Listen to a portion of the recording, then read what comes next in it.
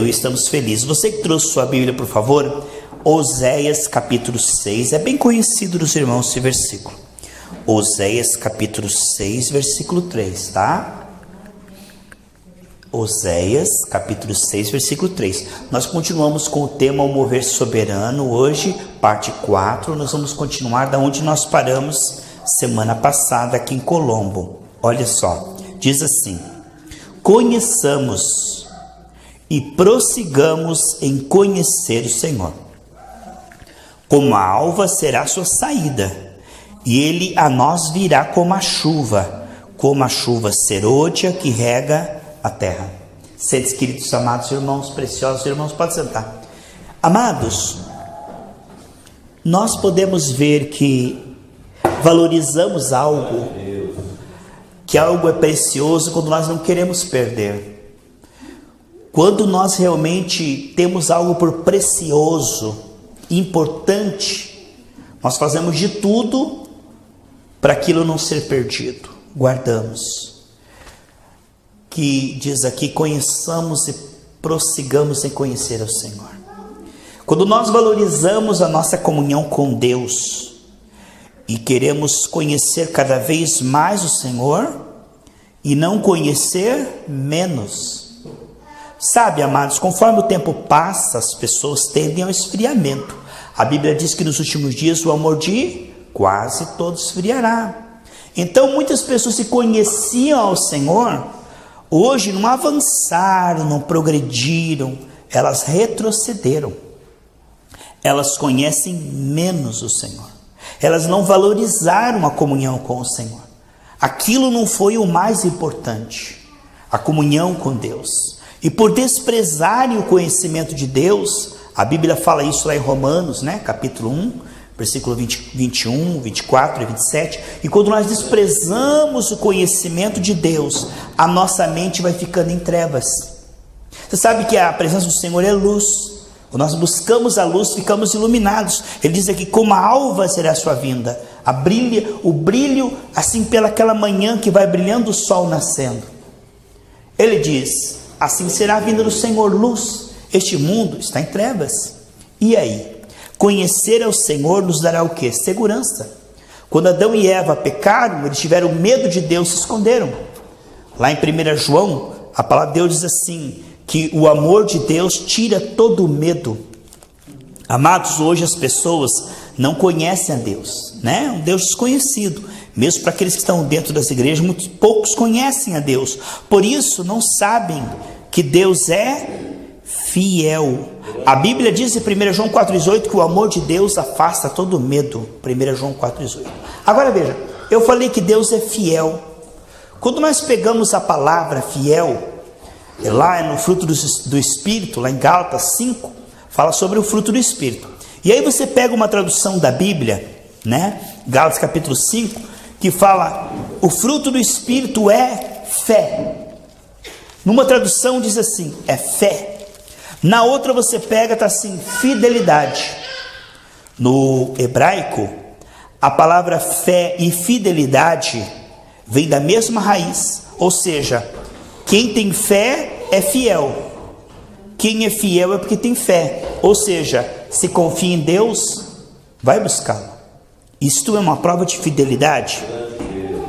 Agora, a fidelidade nossa, ela é sempre fruto gerado por Deus. Ali fala da fidelidade em Gálatas 5:22. Se você for ver a palavra fiel em inglês, a palavra fiel em inglês, faithful. Faithful vem do prefixo faith. Faith em inglês quer dizer fé. A palavra fidelidade em inglês, faithful, é faith, fé, full, cheio. Ines quer dizer atitude, ação, movimento. Nesse caso aqui, constante. Então a palavra em inglês para fiel é faithfulness, cheio de fé em todo o tempo.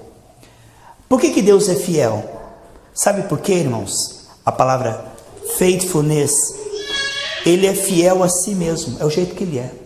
Deus, ele é assim. Sabe tudo o que ele escreveu aqui na Bíblia, ó, Mostra como Deus pensa, como Deus é. Quando fala que Deus é fiel, significa que Deus, a sua palavra, é um. Quando você vê na Bíblia que Deus quer te dar uma vida abundante, é porque Ele é assim, Ele não mudou de ideia. Deus não é bipolar, né? Ele não escreve uma coisa e depois muda de ideia, não. Olha, quando Deus diz, lá em João 10:10, eu vim para que vocês tenham vida e vida com abundância.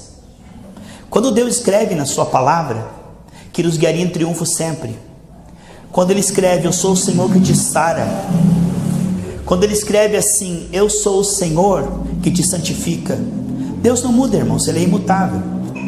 A Bíblia diz em Tiago capítulo 1, que toda dádiva e todo dom perfeito vem descendo do Pai das luzes, aonde não há sombra nem variação. Deus, Ele não muda.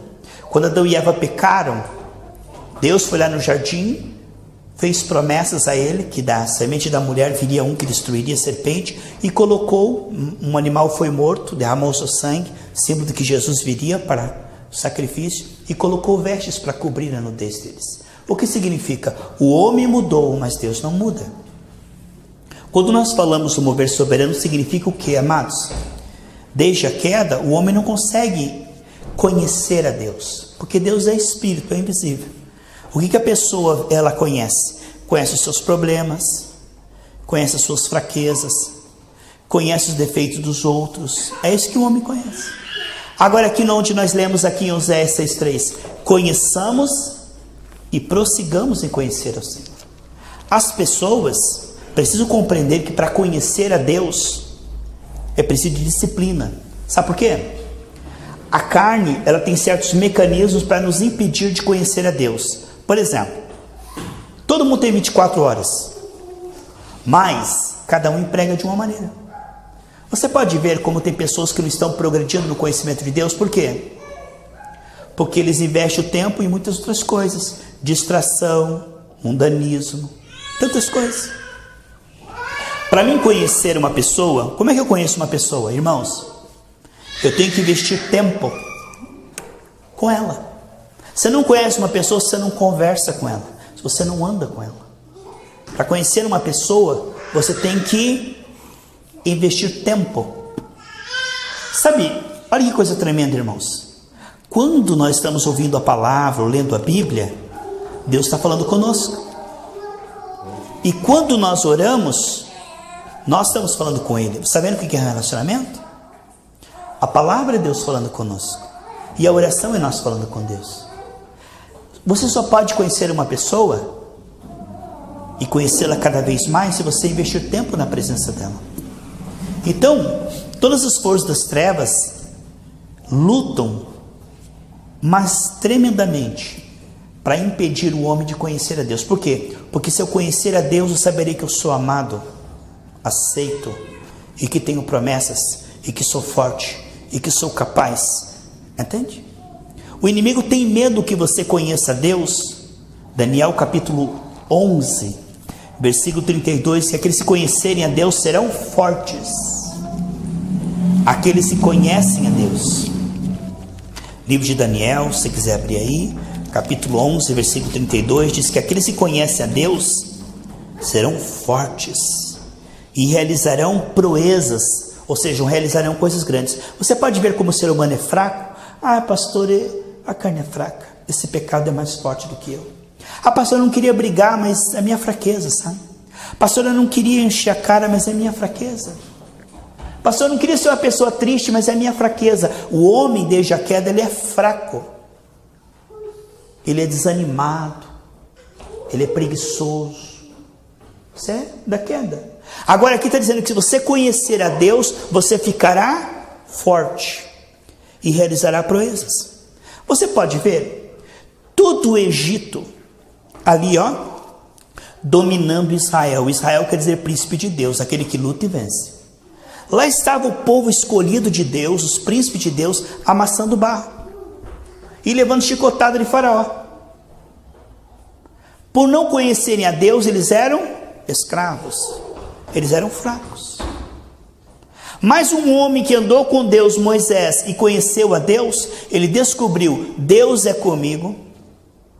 Deus deu a ele armas, dons, talentos, falou: eu vou com você. Deus o fez forte, sábio, capaz. E Moisés conheceu a Deus, andou com Deus. Ele se tornou tão forte que ele foi lá e libertou todo aquele povo que estava escravizado. Quem se torna forte passa a ser não apenas abençoado, passa a ser canal de bênção. Porque se você pôr a mão na pessoa, ela estiver doente, ela vai ser curada. Se ela estiver cativa por demônios, ela vai ser liberta. A Bíblia diz que onde você colocar a planta nos seus pés, aquela casa vai ser abençoada e haverá prosperidade. Amém? Então o inimigo teme que você conheça Deus e seja forte. Porque se você for forte, você vai ajudar muita gente. A Bíblia aqui mostra, irmãos, atores principais e coadjuvantes. Sabe? O diabo nunca foi ator principal, ele sempre secundário, terciário. Na Bíblia nós vemos aqui quem está no comando de tudo é o nosso Deus. E quem é que fez histórias, irmão? Você pode ver a Bíblia de Gênesis e Apocalipse? Quem é que fez histórias? Pessoas que andaram com Deus e conheceram a Deus. O resto, irmão, tudo coadjuvante, tudo assistindo a história, tudo reclamando, tudo pano de fundo. Você pode ver. Quem é que fez história, irmãos? Foi Amã ou foi Esther? Quem é que fez história? José ou Potifar? Quem é que fez história? Daniel ou Nabucodonosor? Você está vendo? Deus era com o Daniel, porque Daniel andava com Deus 3 vezes por dia e investia na presença do Senhor. É uma guerra. Irmão, oração é uma guerra, é uma violência contra a nossa carne. Daniel parava 3 vezes por dia para se voltar para Deus. Por isso ele conheceu a Deus e ficou um homem forte a ponto de 4 reis consultar ele e ele ter resposta e solução para o problema da nação inteira. Um José que andou com Deus, passou por luta, perseguição, injustiça, o tempo passou, mas José andou com Deus, ele resolveu o problema do mundo inteiro, a fome do mundo inteiro. Quem que resolveu? Quem anda com Deus. Paulo, que andava com Deus no tempo dele, havia muitos religiosos falsos, muitas religiões, muitos legalistas, mas Deus era com Paulo, que escreveu metade do Novo Testamento. Você pode ver que quem faz história na Bíblia, quem se dá bem na Bíblia, é quem anda com Deus. De toda aquele povo de Ur dos caldeus, o único que andava com Deus era Abraão, e o único que prosperou foi Abraão. O seu filho Isaque, no tempo de crise, só Isaque, que andava com Deus, semeou e colheu 100 vezes mais no tempo de crise. Então o medo do inimigo é o que, irmãos? Que eu venha conhecer a Deus e saber quem eu sou em Deus. Filho, amado, herdeiro, escolhido. O diabo teme e treme. A Bíblia diz assim, que o diabo destrói o mundo inteiro. Como, irmão? Pela mentira. O meu povo é destruído por falta de conhecimento. Agora, se a falta de conhecimento é trevas, o que a Bíblia diz? Conhecereis a verdade vos libertará. O conhecimento liberta. Em Provérbios que o homem sábio, ele é forte, mais forte que os violentos. Há uma vida nos esperando que é assim, ela é descortinada aos poucos.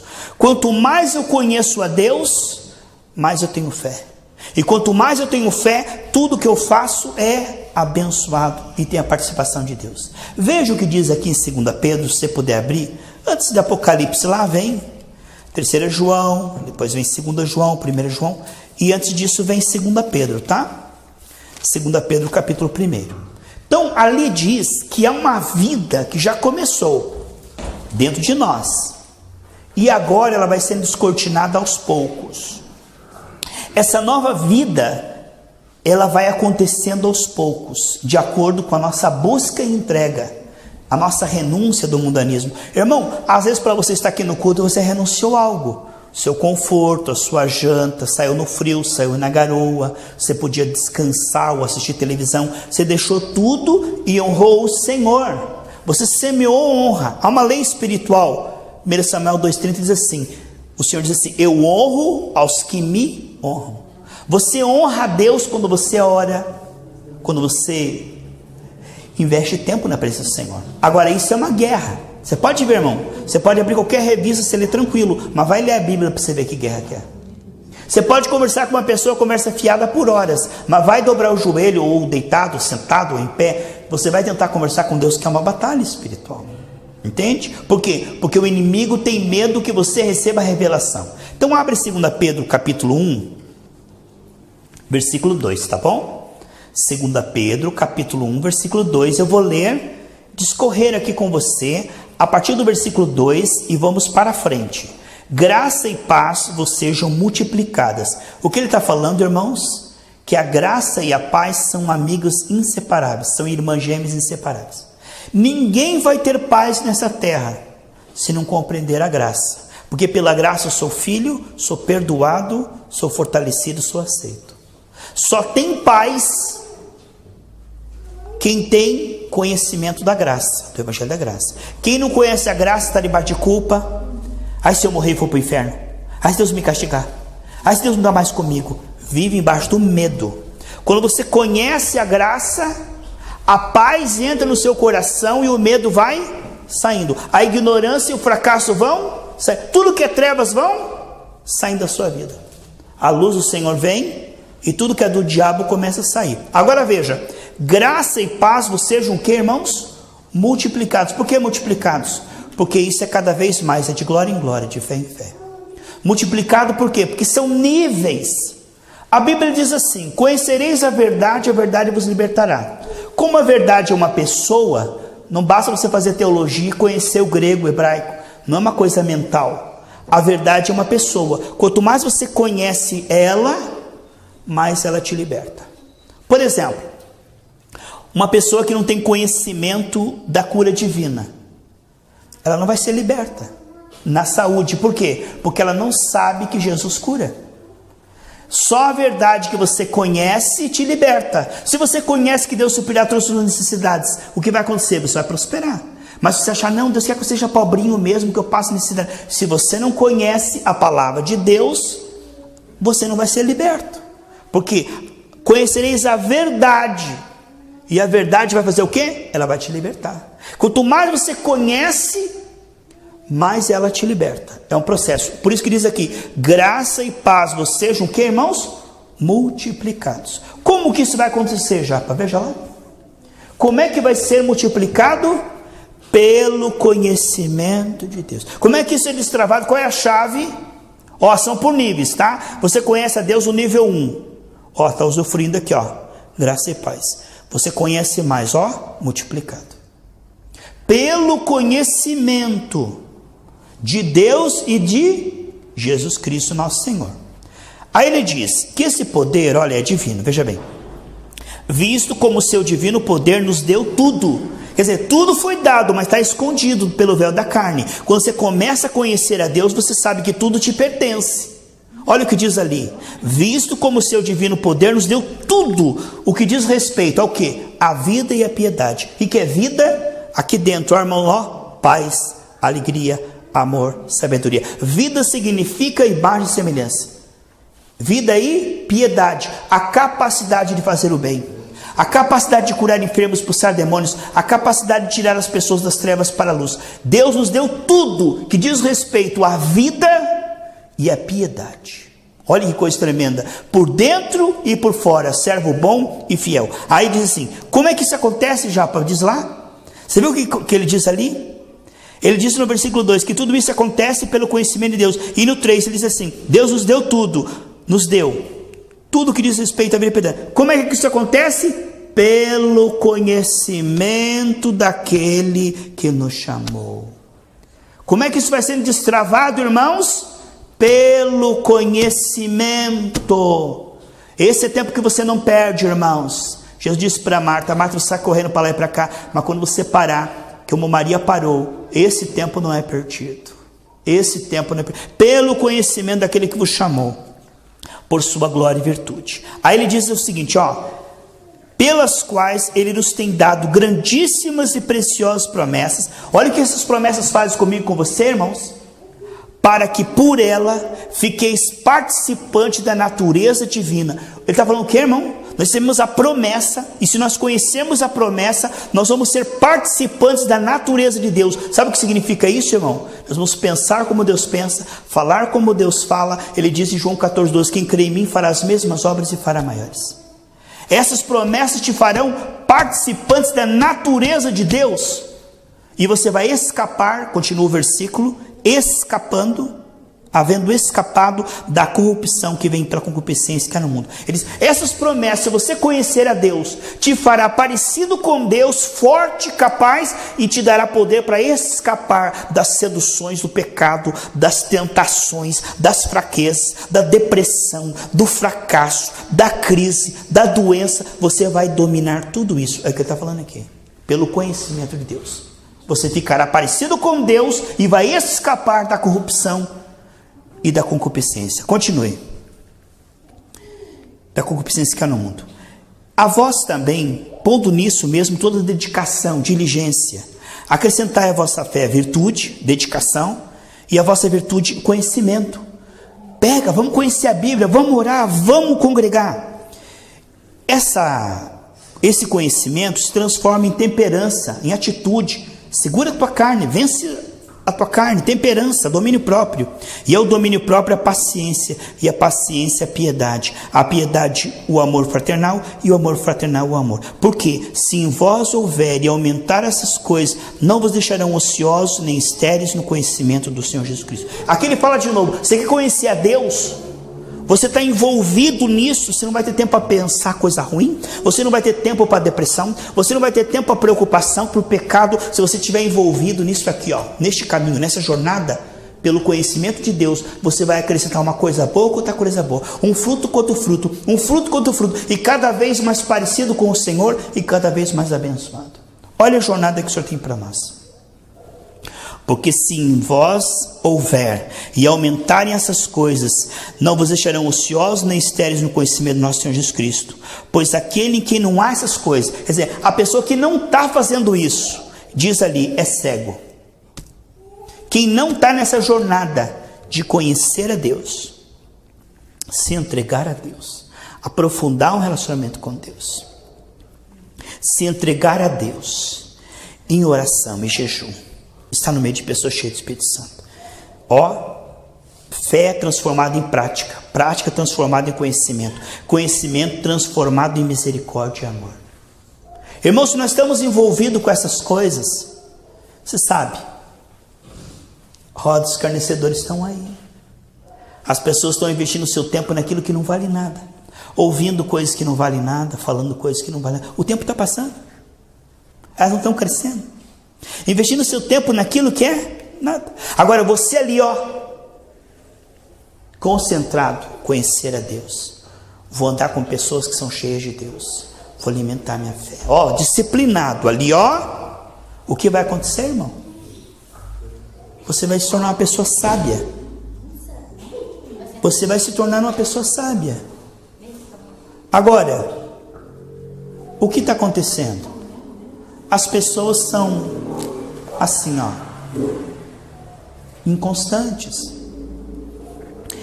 Elas não conhecem a Deus, ficam no meio do caminho. O que acontece? Irmão, o que a gente paga por não conhecer a Deus? Custa muito caro.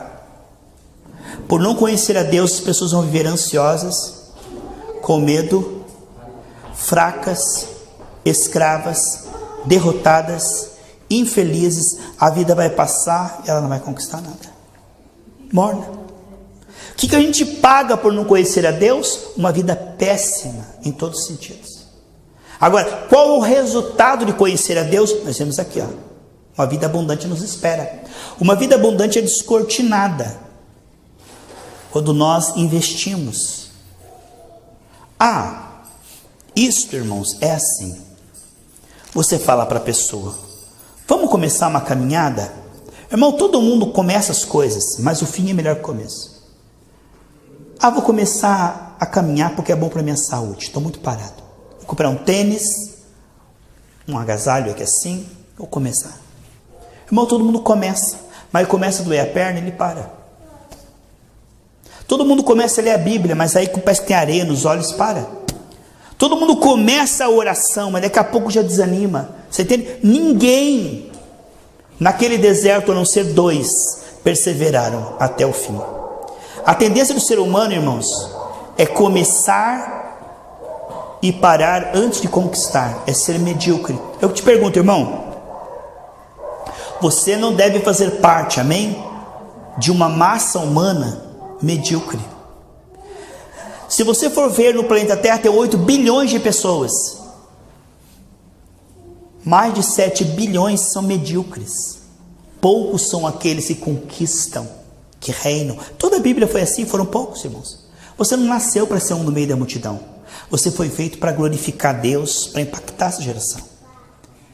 Eles olharam para José e disseram: que homem sábio, não há um homem na terra com essa sabedoria. Olharam para Daniel e disseram: mas este homem tem uma sabedoria do céu. Olharam para Paulo e disseram: que homem é este, que sabedoria é essa? Olharam para Pedro e João e disseram: que poder é este que está na vida desses homens? Olharam para Jesus e disseram: esse homem fala diferente dos religiosos, porque ele fala como quem tem autoridade. Irmãos, quantas pessoas que oram, quantas pessoas que vivem orando, não acontece nada nas suas vidas, porque, irmão, a oração com fé, só quem conhece a Deus. Porque uma coisa, irmão, é você colocar as coisas na mão de Deus, é ou não é? Isso já é bom, mas não é excelente não. Uma coisa, irmão, você pode ver as pessoas tudo colocando as coisas na mão de Deus, é ou não é? Não acontece nada, você está notando? 90% das orações da terra, irmão, não são respondidas. 90% dos crentes são derrotados e infelizes. E não acontece nada. Sabe por quê, irmãos? A Bíblia diz assim: entrega e confia. Qual oração que Deus responde, irmãos? A oração da fé. E como é que eu vou confiar em quem eu não conheço? Se Deus é um desconhecido. Eu oro preocupado. Eu oro com medo. Eu oro com dúvida. Eu oro e diz: ah, mas não está acontecendo. Será que Deus não está me ouvindo? Ah, mas a coisa está piorando. Será que Deus não está me atendendo? Você está entendendo? O homem não vai alcançar nada. Em Tiago capítulo 1 diz assim: que aquele que pede duvida, tudo que ele pede ele não vai receber. Está na Bíblia? Tá, vamos abrir lá? Está em 2 Pedro? Volta para trás. 1 Pedro, volta para trás. Tiago, volta para trás, capítulo 1. O que diz lá em Tiago capítulo 1? Que tudo que eu pedi, Tiago 1,6, tá? Que tudo que eu pedi, Tiago 1, 6 e 7, duvidando eu não receberei. Agora eu te digo, irmãos, quem que sai da esfera da dúvida para a fé? Quem é que sai da frequência do medo e da dúvida? O homem, irmãos, está preso aonde, irmãos? Desde a queda, na frequência da dúvida e da preocupação. Por isso que Jesus vem e diz assim em Mateus 6: não ande ansioso, não ande preocupado. Por quê? Porque é assim que o homem está. E você acha que o homem sai da frequência da preocupação, da dúvida e do medo fácil? Irmão, o reino de Deus é tomado o quê? Pela força. Você acha que o homem sai da frequência do medo, da dúvida, da preocupação, se distraindo com pecado, conversa fiada para cá, para lá, preguiça para lá, para cá? Você acha que o homem vai entrar na dimensão da fé? A fé vem pelo ouvir. E ouvir o que, irmãos? A palavra. Observe a vida das pessoas, irmãos. O centro do jardim é a palavra de Deus. De 24 horas, quanto tempo ela investe na palavra? E não sabe porque não tem fé. Porque se a fé vem pelo ouvir a palavra, eu vou andar com pessoas cheias da palavra, eu vou ouvir pessoas cheias da palavra, eu vou ouvir vídeos no YouTube, eu vou ouvir mensagens, louvores de pessoas cheias do Espírito, porque o que eu preciso é de fé. Mas as pessoas andam com as piores, pessoas que só falam notícia ruim, só vê na televisão coisa que não presta, só ouvem música que não presta, só come lixo e não tem saúde espiritual. A Bíblia diz assim: anda com os sábios e você será sábio. Mas aqueles que andam com os tolos terão perturbação. As pessoas querem fé. Eu te pergunto, irmão, chega para um monte de pessoas: você quer ter fé? Todo mundo quer. Mas quem é que vai buscar isto? O conhecimento do Senhor na prática? Poucos, irmãos. Mas você é um desses poucos, amém? Seja disciplinado. Toma uma decisão. Faz um clique na tua cabeça assim agora, ó. Clique. Quer saber de uma coisa? Hoje começa o resto da minha vida. Não importa o que passou para trás. Daqui por diante, eu vou conhecer a Deus de todo o meu coração. Eu vou investir tempo.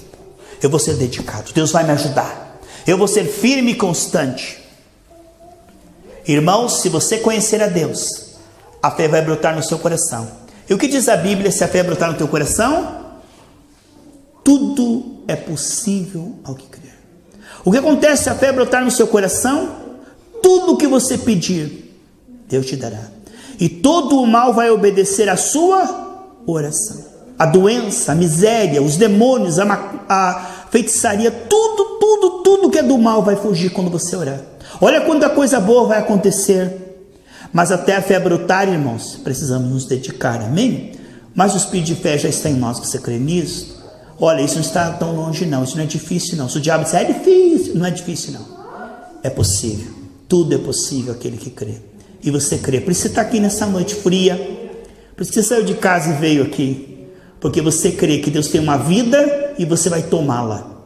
Paulo escrevendo para Timóteo disse assim: Timóteo, toma posse da vida eterna que te foi concedida. Há uma vida maravilhosa, e se você se encher do Espírito Santo, as pessoas que conversarem com você serão cheias do Espírito Santo. As pessoas que você orar ficarão abençoadas. Quanta gente vai ser abençoada se você estiver cheio do Espírito Santo, amém? Vamos colocar em pé em nome do Senhor Jesus. Aleluia, estamos felizes. Você que trouxe sua Bíblia, por favor.